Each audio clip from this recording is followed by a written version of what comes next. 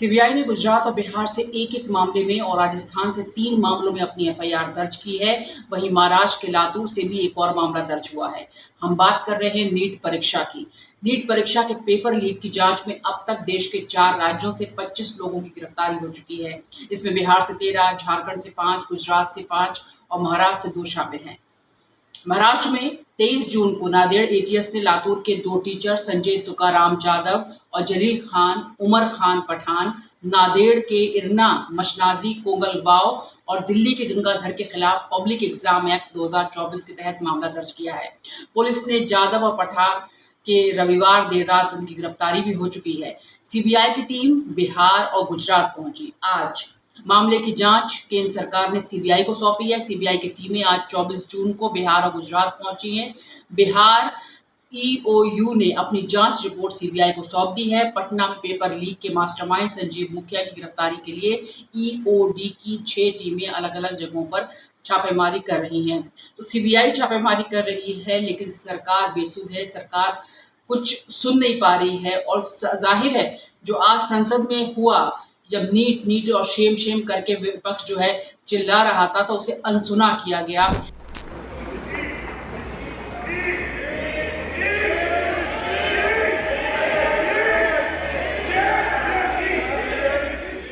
यानी कि सरकार के पास कोई जवाबदेही इन परीक्षाओं को लेकर नहीं है, बच्चों के भविष्य को लेकर नहीं है। बच्चों को अब सड़कों पर उतरना पड़ा है और जमकर प्रोटेस्ट हो रहा है अलग अलग राज्यों में। पेपर लीक के मास्टरमाइंड संजीव मुखिया की गिरफ्तारी के लिए ईओडी की 6 टीमें अलग अलग जगहों पर छापेमारी कर रही हैं।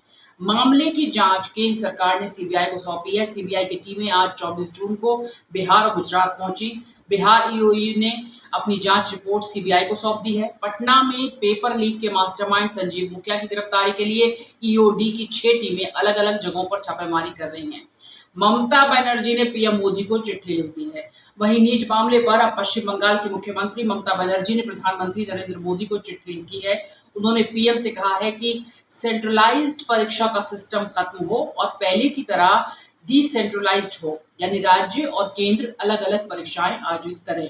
तो ये ममता बनर्जी ने एक लेटर लिखा है पीएम को। अब उसका जवाब उन्हें क्या मिलता है, लेकिन फिलहाल उनका एक मशवरा है, एक ये सलाह है कि अगर सेंट्रलाइज्ड परीक्षाएं होती हैं तो उसमें किस तरीके से गड़बड़ियां पाई जाती हैं। पेपर लीक हुआ, पेपर रद्द हुआ, बच्चों का क्या, सवाल यही है। क्योंकि हम लगातार इस पर प्रोग्राम दिखा रहे हैं नीट परीक्षाओं को लेकर। अब जो कार्रवाई आगे बढ़ रही है जिस तरीके से, वो आपको हम बताते हैं कि सीबीआई ने अभी तक क्या कार्रवाई की है, साथ ही सुप्रीम कोर्ट में क्या कुछ हो रहा है, ये भी हम आपको बताएंगे। नीट मामले की जांच ईडी को सौंपने पर फिलहाल सुप्रीम कोर्ट का आदेश नहीं है। इससे पहले आज सोमवार को नीट यूजी मामले की जांच ईडी को सौंपने की मांग पर सुप्रीम कोर्ट ने कोई आदेश नहीं दिया। जस्टिस एएस ओका और जस्टिस राजेश बिंदल की वेकेशन बेंच ने कहा कि मामले की अगली सुनवाई 8 जुलाई को होने दें, अभी कोई जल्दबाजी नहीं है। ये सुनवाई 10 जून को सुप्रीम कोर्ट में दायर शिवानी मिश्रा समेत 10 शिकायतकर्ताओं की याचिका पर ही थी। एडवोकेट मैथ्यूज नेदुम्परा ने एग्जाम में गड़बड़ियों की जांच ईडी को सौंपने और दोषियों पर मनी लॉन्ड्रिंग एक्ट के तहत कार्रवाई किए जाने की अपील की थी। सुप्रीम कोर्ट में आर्टिकल 32 के तहत भी याचिका दायर हुई। सुप्रीम कोर्ट में एक और याचिका सोमवार को दायर की गई, जिसे आर्टिकल 32 के तहत रिट पिटीशन के तौर पर दाखिल किया गया। दरअसल संवैधानिक अधिकारों के हनन के मामले में शिकायत आर्टिकल 32 के तहत रिट पिटीशन के तौर पर दाखिल की जाती है। जस्टिस मनोज मिश्रा और एसवीएन भट्टी की बेंच ने याचिकाकर्ताओं से सवाल किया कि यह आर्टिकल 32 के तहत रिट पिटीशन कैसे है। याचिका में नीट यूजी एग्जाम में ओएमआर शीट से छेड़छाड़ में एनटीए की भूमिका की जांच सीबीआई और ईडी को सौंपने की बात हुई है। तो अब आप समझ सकते हैं कि कहां तक धांधलेबाजी हुई है, कहां तक गड़बड़ियां हुई हैं, जिसमें लगातार ये टीमें लगी हुई हैं।